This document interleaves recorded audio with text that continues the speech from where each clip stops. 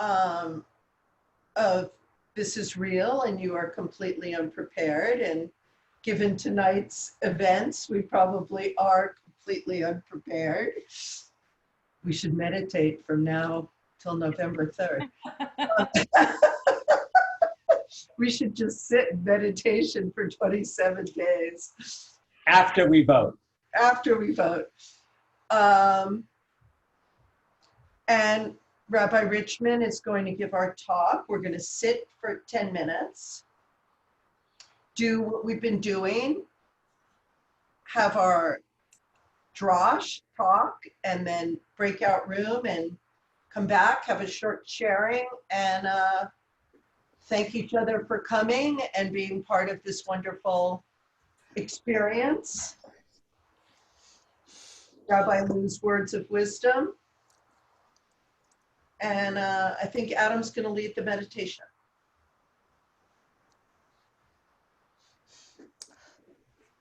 So we'll sit for 10 minutes.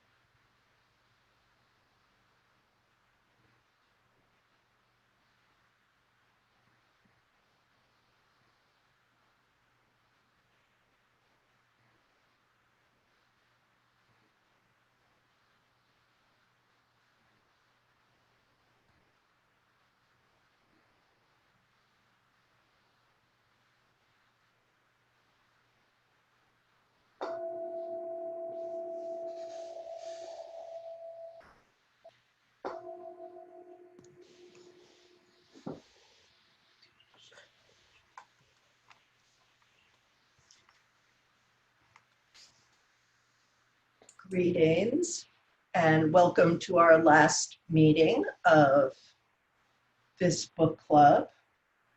I'm really happy that Rabbi Dorothy Richmond is with us tonight. When I first met Rabbi Richmond, she came to Beth Shalom as Rabbi Lou's assistant rabbi. And from the first weeks that I met her, I thought, oh my God, this woman has a lot of ruach. And of course, I loved the way she sang, and just her presence was so beautiful. And she left Beth Shalom after a while to move to Berkeley and take on a role there at the campus. But we have loved having her come back and help lead our alternative services. And now, in the last 10 years, she's taken the reign of working with Norman to co-run Makor Or. So we have become a very close community of meditators and rely on her teachings and her knowledge to guide us on our spiritual path. And so I thought it was really fitting to have her involved in this book group, and she knows Rabbi Lou's teachings very well. And so thank you, Rabbi Richmond, for joining us. Thank you. Thank you. Thank you so much to Joan and Adam for doing this. Thank you to everyone who, after so much going on, and maybe after an interesting hour and a half, still made it to stay on the computer. And it's just lovely to see all of your faces, and for those of whom I don't see your faces, to even see your names. It's wonderful to be in community together. Truly, truly. So, as I was thinking about Sukkot and the Sukkah, I have many different things that came to mind, but literally as Adam led us into the meditation, the word, as the bells were ringing, that occurred to me was the word ventilation, right? Ventilation has become a very big word in our lives these days. And in building our Sukkot this year, many of us built Sukkot differently because of ventilation. And there were all kinds of hacks how to have the most air and the least walls this year. Some of you may have seen that normally it's always true that you can have a sukkah with 2.5 walls. That's the minimum, right? But many people this year, even in building a full wall, would just put a piece of string or a string of lights for, and then like a foot or so, and then another string of lights, and do that 3 or 4 times. And that was their wall, right? Much more open. And it occurred to me as I heard those bells and I was focusing on my breathing, that what was happening in the practice of meditation is I was in some ways being a sukkah and allowing for the air to circulate through me, to allow me to ventilate literally some of the stress and frustration that I felt as I watched the debate, and to just let it go, to let it pass through me, and to let the air in. And so I'd like to just, for a moment, start with that image of practice as a way of both being a grounding, secure structure, like a sukkah, but also an opening practice of vulnerability, in some ways surrender, in some ways acceptance of allowing other things to come in more than what we choose consciously and what we try to control. So that might be one way to think about a sukkah. We'll discuss perhaps some others. One reason I was just so thrilled to get this invitation is because I, like many of you, read this book every year. And some of you have just discovered it this year and have read it for the first time. And in many ways, I envy you. You're, meeting it. I can tell you that it is a book you can read every year. And every year, something else speaks to me in a new way. And one thing that I often can't talk about, because I often teach this book. I teach this book every year in different ways, whether it's a class on This Is Real or it's not. I'm just so influenced by all the teaching in it that it comes out in my teaching regardless. But one thing that I can say, especially to this group, is one thing I enjoy about it is I can hear Rabbi Lou of blessed memory. I can hear his voice so clearly, saying so many of the things.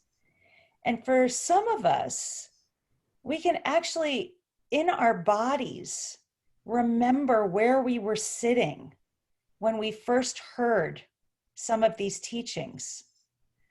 In those maroon chairs, right? If you were in the main sanctuary of old, right? Or in the social hall on the stand-up chairs, right? You can remember when you heard about, Rabbi Lou and his son, falling fast down that mountain, down that hillside, right? And these are living memories. And I have particular phrases that I hear, right, in his voice. I'll just read one completely out of context, right? This happens to be on page 265. And it's towards the bottom, in the last paragraph, where he just begins the paragraph. So now we sit flush with the world. And that's all I want to talk about, this idea of being flush with the world. For me, that's a Rabbi Lewism. I'd never really heard that expression, but I heard it a lot from him. And so when I hear that, it's a way I understand what practice is, what Sukkot is about, what these holidays are about, being flush with the world. And in some ways, I really think that that concept of being flush with the world animates the entire high holiday process, the whole high holiday journey from the 9th of Av and the destruction of the temple through Simchat Torah, the drive to actually perceive and accept fully and deeply the world as it is, as the most transformative possibility that we can aspire to. And I'm going to say a little bit more about how I think that works and what I think this moment that we're in is. And just one formal note about the chapter, which there's a custom right after Yom Kippur, right after Ne'ilah and break fast. The custom is to start to build your sukkah. And for me, that meant that's when I read the chapter, right? Just right after Yom Kippur, go into Sukkot, because I read it in, the way you did as a book group, right? As we go through. And one thing that struck me just formally was how short the chapter is, right? And it is, relatively speaking, so brief. And it occurred to me that the liturgy does the opposite of what the book does. Because the liturgy all through Sukkot, it's like, let's add more. No, let's add more. Okay, we've been saying Psalm 27, we'll keep that. Okay? But we're going to add Hallel, a full Hallel, every day. But wait a minute, we've got the Lulav and the Etrog. So let's add in Hoshanot every day, right? And it's just like more and more.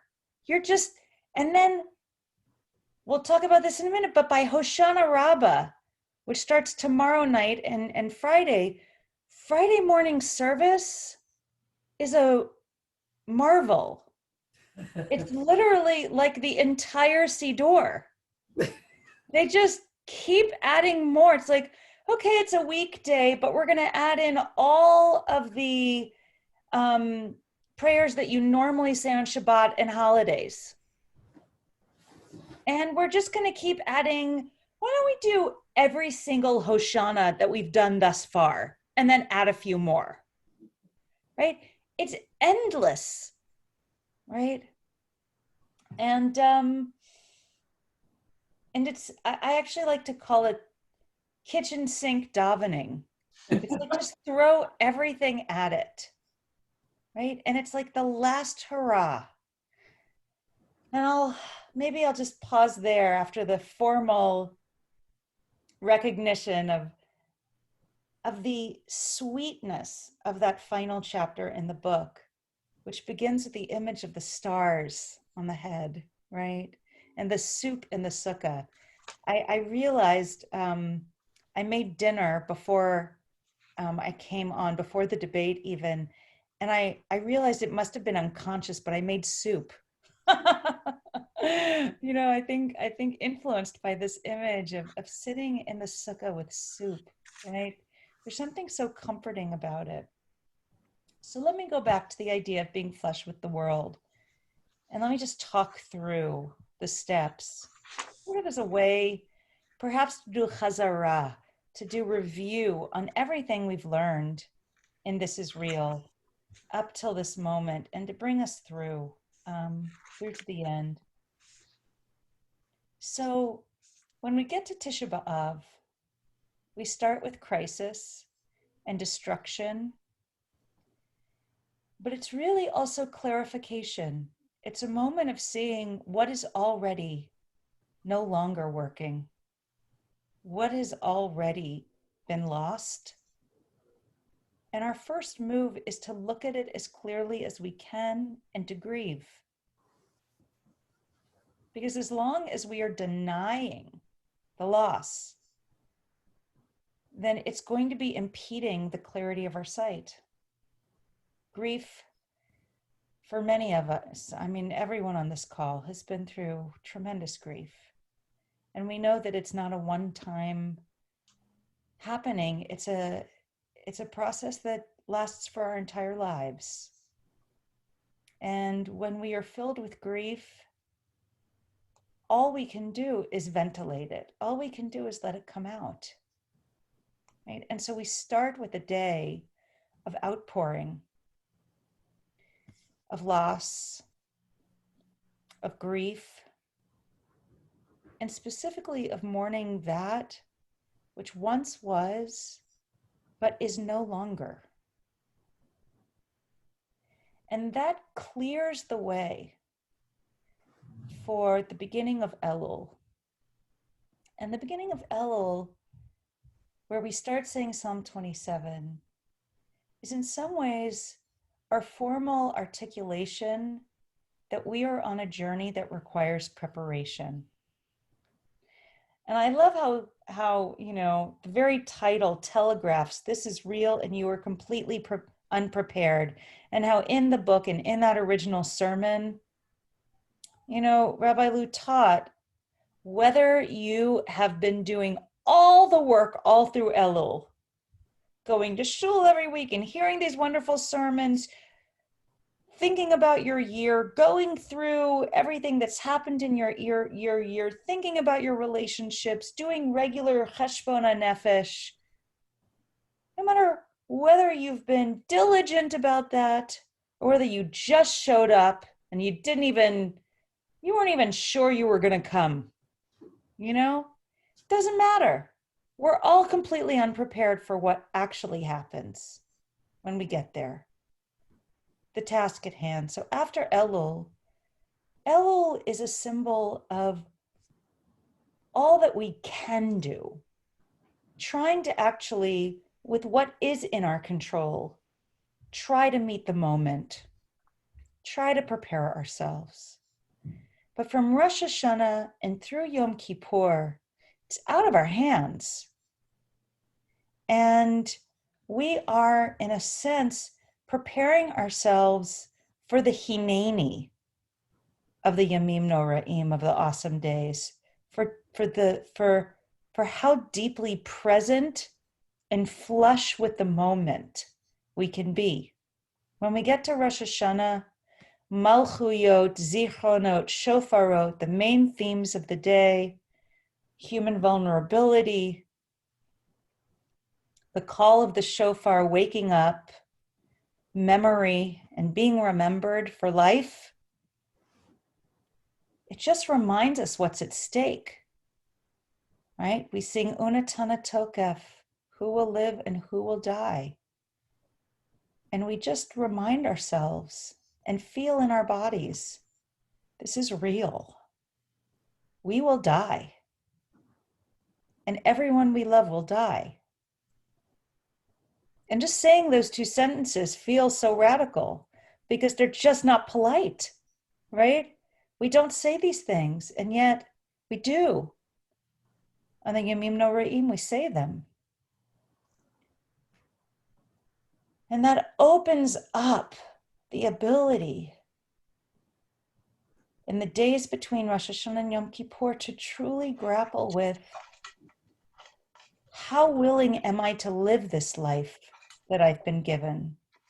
How willing am I actually to face all the things that maybe I've seen in myself and in my relationships? How willing am I to open to this work? And when we get to Yom Kippur,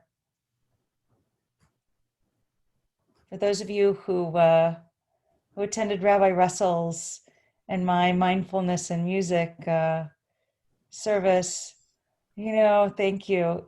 It just occurred to me, it's exactly what Rabbi Lou was teaching, that you might be the high priest and have done everything right and have prepared to the T, and you're still so vulnerable when you show up. Can you do it? Can you go through with it? Will it work? And you might be Jonah, who's done everything he can to resist. And we're all there. We're all the avaryonim. We're all the sinners, travelers, however you want to define it. We're all the people who have been moving towards or away from God consciously, and we're just all standing, as the prayer says, like sheep before the shepherd. And we are for reasons that I never will understand, but that the tradition assures us we are all guaranteed atonement and cleansing and purification and new life. Everyone who shows up to Yom Kippur. And I just want to invite you for a moment, wherever you were, and in whatever circumstances you greeted Ne'ilah this year. And if this, you can think about past years too, but even this year, how did you feel after Ne'ilah? Did you feel that something had lifted? Did you feel some sort of catharsis? From Elul through Yom Kippur, we are preparing to prioritize the life of our souls. The world normally doesn't ask us about our souls. They're not commodified. We have no ways to evaluate soul. And so there are no measurements for where are you with your soul. Nobody asks you about your soul. We don't ask ourselves about soul except during Elul. And what I'm suggesting is from Elul through Yom Kippur, we are focusing more and more and more on the soul. We're getting more comfortable and intimate with the soul and the truth of the soul. And on Yom Kippur, when we're not eating or drinking, but we're davening in community, that is when it is a day fully for the soul. And if you've ever experienced a high after Yom Kippur that had nothing to do with the eating and drinking for the break fast, but was just a feeling of something being released or received, that is the soul. That's the experience of the soul. So what I think is happening in the pivot from Yom Kippur to Sukkot, and what I want to suggest for us tonight is that the pivot to Sukkot is a pivot to integrate everything that we've done thus far back into the body. We want to bring all of the knowing, all of the intuition, yes, all of the grief and the articulation of pleasant and unpleasant truth, all the flushness with life. We want to bring it back deeply into our bodies, into our limbs.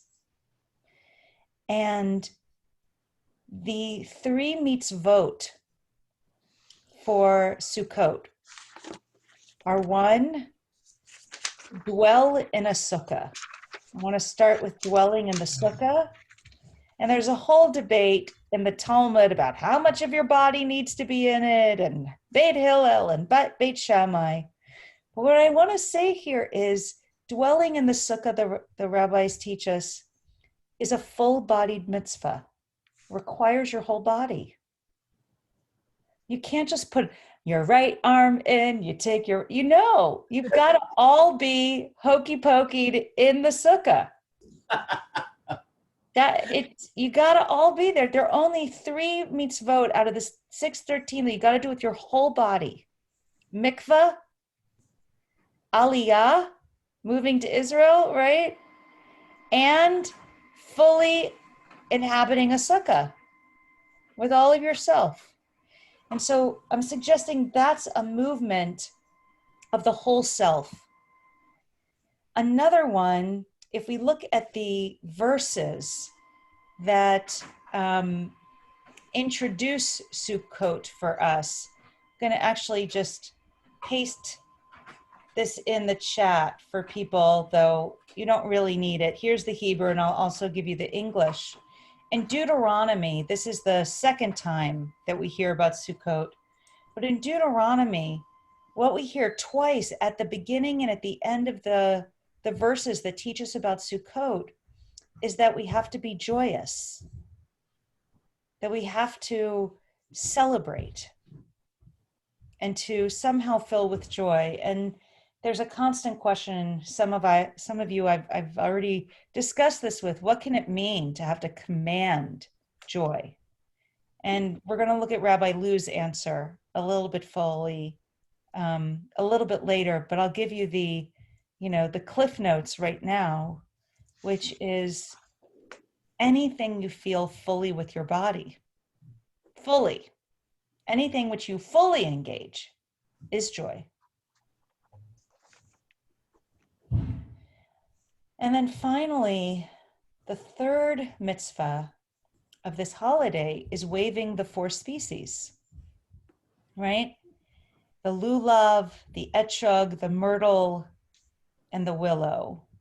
And I want to share with you a midrash that you've probably seen before, but it simply does something quite important, at least to my thesis, in proving my thesis about the full embodied nature of this holiday, which is Rabbi Mani opened, all my bones shall say, Lord, who is like you. This is the wonderful verse from Psalms. Kol atzmotai tomarna michamocha Adonai. All of my limbs, all of my bones will speak your name, say, who is like you, michamocha Adonai, right? And so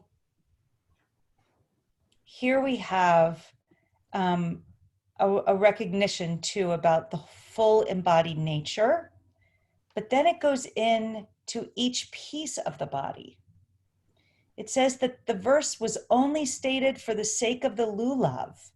That verse is all about the lulav, etrog, hadassim, and aravot.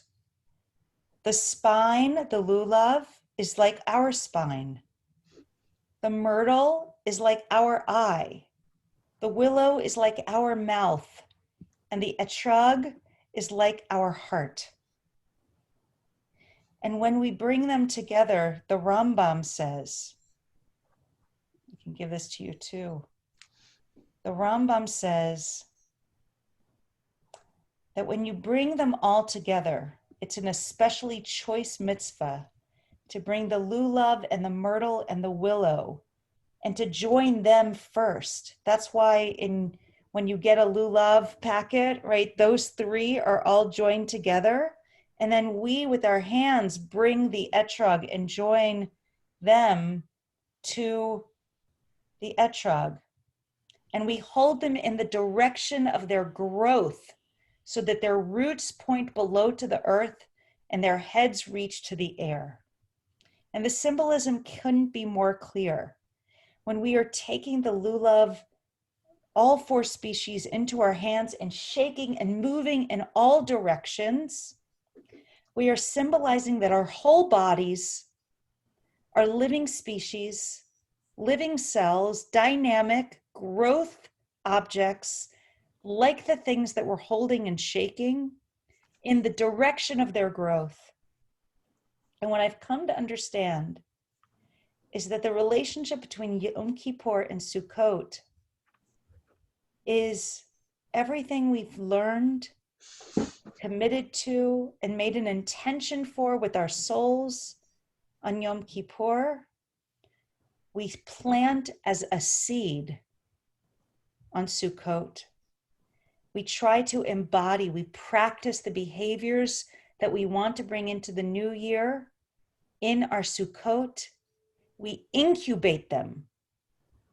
I've come to see the sukkah as like a NICU for our new little baby selves, our new little infant selves that are trying to grow new behaviors and need a little help, aren't ready for the big return to routine yet, that need a little space, ventilation, if you will. And so we come into the sukkah to bring all of that heart and spirit and soul work and try to move it throughout our bodies, just as the heart pumps the air through our limbs with a circulatory system.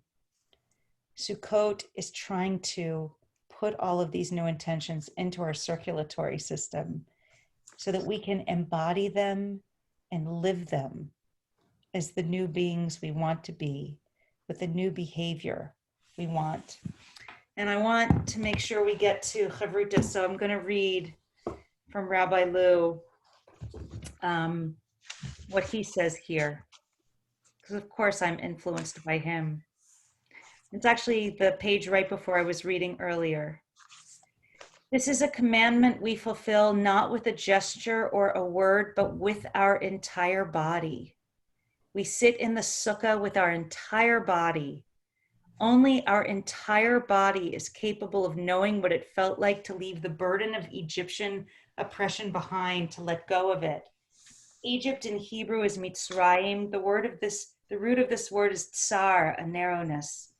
Egypt was the narrow place. Only the entire body can know what it felt like to be pushed from a place of dire constriction and into a wilderness, a spacious, open world. Only the body can know what it felt like to be born.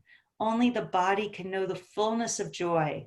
And this is a commandment that can only be fulfilled with joy. And when we speak of joy here, we are not speaking of fun. Joy is a deep release of the soul, and it includes death and pain. Joy is any feeling fully felt, any experience we give our whole being to.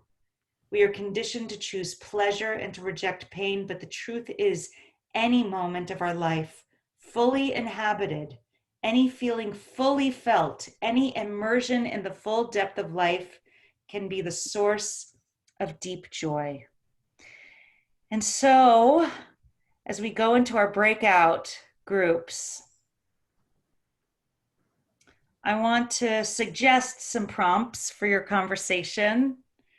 Of course, your conversation should take whatever direction it needs to, right? With the questions and insights that are alive in you from your study of this book and from your experience of the high holidays. But the things I'd like to suggest are really two separate possibilities. One is there's an idea here of release, that Sukkot allows for release, this whole process. We started that with Tashlich at Rosh Hashanah, and there can be a release here too. So perhaps it could be one way of thinking about, what am I really ready to release now? And this is perfect for Hoshana Rabbah. Think of the image of these willows that you've been hoping are going to stay green long enough to get to Friday, right? That are already starting to crisp up. And you're going to be banging those on Hoshana Rabbah, right? And letting go of all the bad behaviors, right? What do you want to release through those motions with your body fully engaged on Hoshana Rabbah, whether you're actually beating willows or not? And the same way, what do you want to bring in? What do you want to bring in and plant in the rich soil of Sukkot to grow? So that's one possible prompt. And the other is to just take from the Midrash, from Rabbi Mani,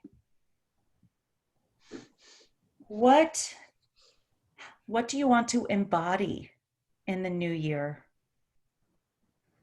What do you want to do with your hands that shake the lulav? What do you want to do with your eyes? What do you want to do with your mouth? What do you want to do with your spine? What do you want to do with your heart? What are your commitments or your intentions for your actions embodied coming into the new year. So I believe David is going to do his wizardry and send everyone into groups. And I believe we'll be meeting back. I'm sorry I took an extra couple minutes at 8:50.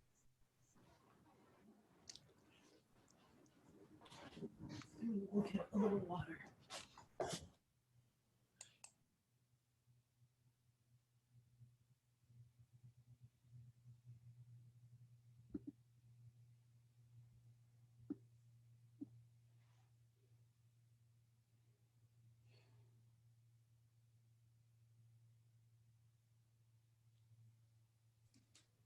Hi, Dorothy. Hello. I think I'm gonna join a breakout room. Great. Are we alone here? Hey, I gotta go to a breakout room because there's one with only Ruth White Oh. and Sandra Cohen.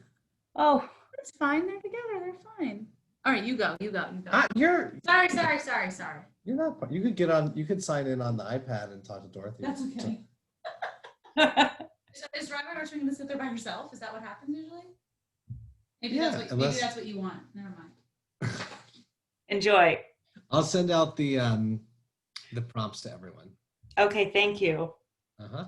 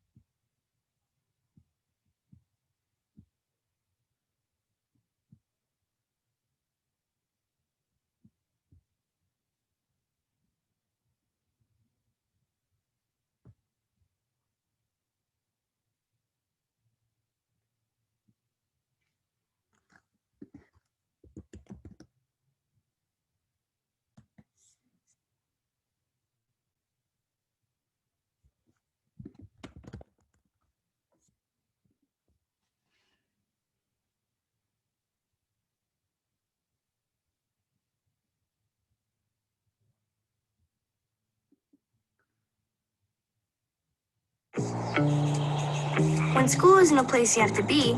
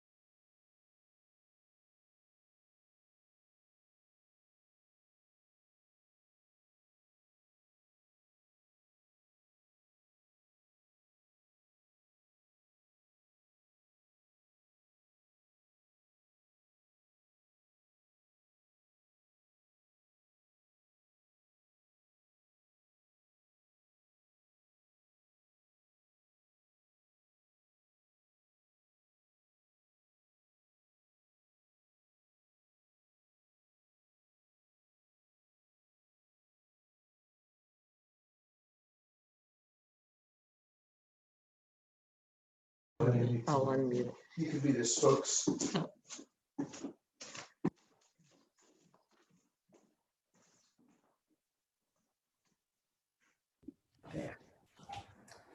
Okay, so welcome back. This is our last opportunity. We have about 10 minutes. If anybody wants to say anything from their group or any closing statements or comments, even if it's just about the whole arc of the class or tonight or anything, it's just free space for about 10 minutes.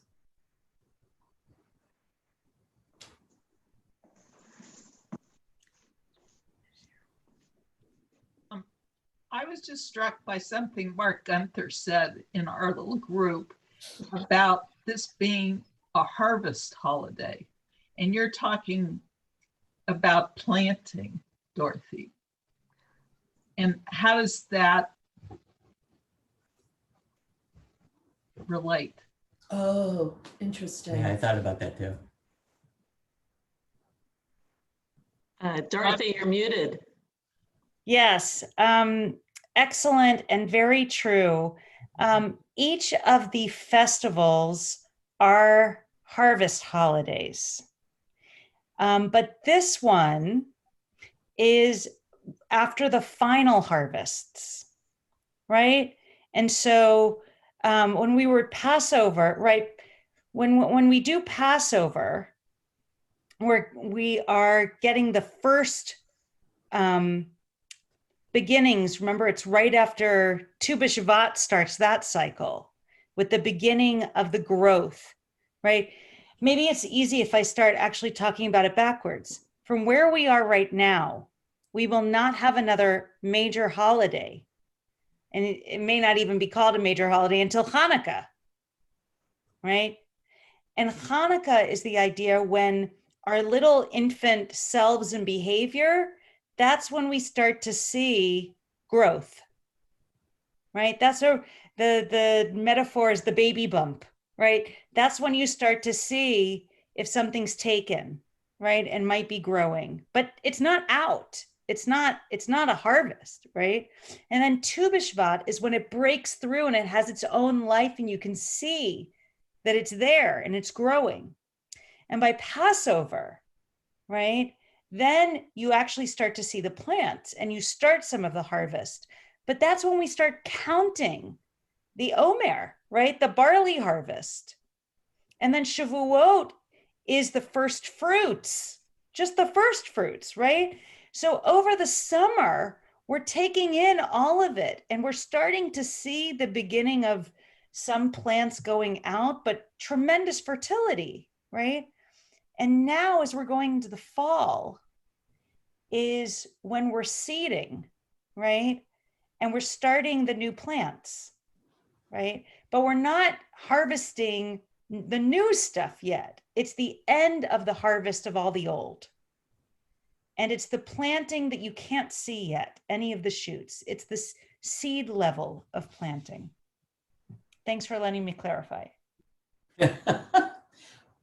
I remember Rabbi Lou talking about Shmini Atzeret and rain, and you know, it really reinforces what you're saying, Rabbi, about how it is the very beginning of planting for the next year, and the sort of prayer that there'll be enough rain to sustain the harvest, to sustain the growth. So yeah, that really resonates for me. I wanted to thank you for the teaching about embodiment. I was saying in our group that I feel like in some ways what we do, especially on Yom Kippur itself, is almost in some ways a denial of the body. Rehearsing our death, we don't eat, you know, all the stuff we don't do. to pay attention to our souls, which we're also afflicting, right? And that that coming out of that, we have this opportunity to be embodied once again. And I was also reflecting in our group about something that you said, but that this comparison between the temple and the sukkah, that we lost our house. That's what happened, and I remember both in the book and also just remembering what Rabbi Lou would say. He sort of was almost a little kind of making fun of this ramshackle little sukkah, like this parody of a house, compared with the temple, right, that we lost. And now we build this little hut and we go sit in it, and yet, despite the complete disparity between the temple and the sukkah, this is like our joy, right? To sit in this little house. It's I don't know, it's quite a dramatic comparison for me. I think, again, it's that idea that this is real, right? And whatever palace you may have imagined once existed, dwelling in the imaginary palace is never as joyful, ultimately, as dwelling fully in the true house, which is always vulnerable, always open, and the rain might come in at any moment, right? The wind might blow at any moment. And I'll just say one more thing about this, because it hasn't come up at all, but is so perfect for San Francisco, right? In the whole Bay Area, which is exactly the fog, right? The idea of the rabbis that the first Sukkot were the Ananei Kavod, these clouds of God's presence, right? Like whether we're in a sukkah or not, like the idea that that's what we're being embraced by, what is more evanescent than a cloud, right? They know what they're talking about. Yeah. I'll take the rabbis on what the other word is, because that probably was the potentially warm, balmy envelopment that sometimes we have for fog. But this week, where we live in the city, I don't know about the whole city, it isn't really lovely, as opposed to in Berkeley, to be enveloped by your sukkah. I'm listening to the wind outside right now going, there's no way I'm going out to get the chairs tonight. Just forget it. I'm done. And so it's been hard for me to get into the enjoyment that was on the first day. It was beautiful. And it was on Monday. And after that, whew, it's like the challenge of honoring the mitzvah and trying to put yourself in a good headspace, which I haven't been doing such a great job on. Right. And channeling what I would imagine to be, right, my mentor's response here is, right, that's what being flush with the sukkah is, right? Sometimes it's sunny and balmy and lovely, and sometimes, it's windy and cold, and that's just true. And, this year of all years, like on Friday afternoon, I'm talking a good game now, but I was desolate. I was thinking, are we really going to be stuck in the house, all of us, even without the grace of screens to distract us, right? After already living on top of each other for how many months, not even able to go out to the sukkah, just looking at it. Was this going to be our chag? And so, and it might have been. It looked like, nobody was releasing, forecasts that said it was going to get better so soon, at that point that I saw. And, That's just what the challenge is. That's why this is real, and you are completely unprepared, because we're always preparing for what we think, or usually what we hope, and some of us what we fear, right? But none of that's real. And so we're always unprepared, because what's going to happen is actually what's true. And we don't control it.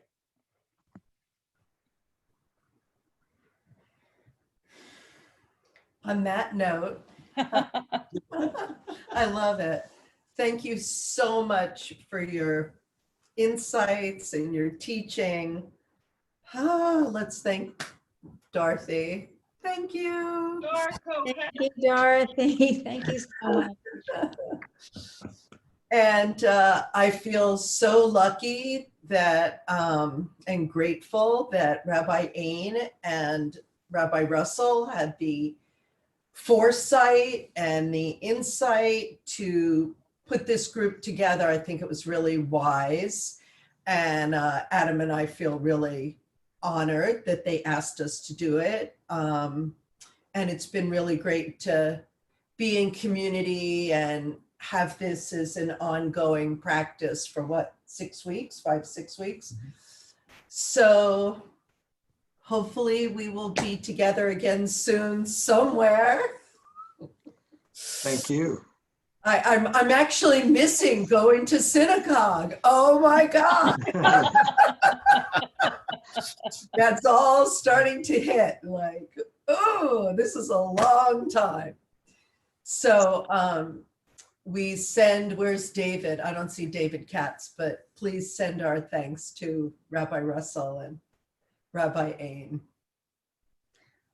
Do you want to say anything else? Let's sit for 2 minutes. You want to sit for 2 minutes? Mhm. Okay.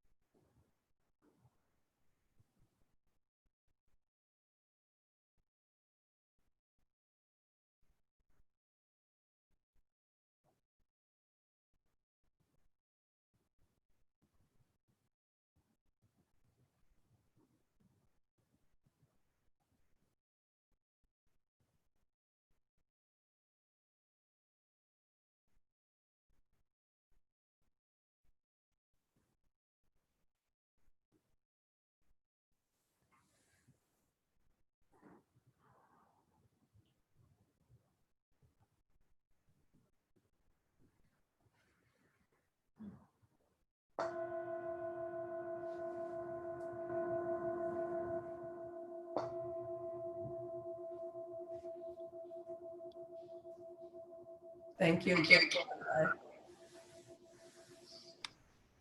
Thanks, everyone. Thank you. Thank you.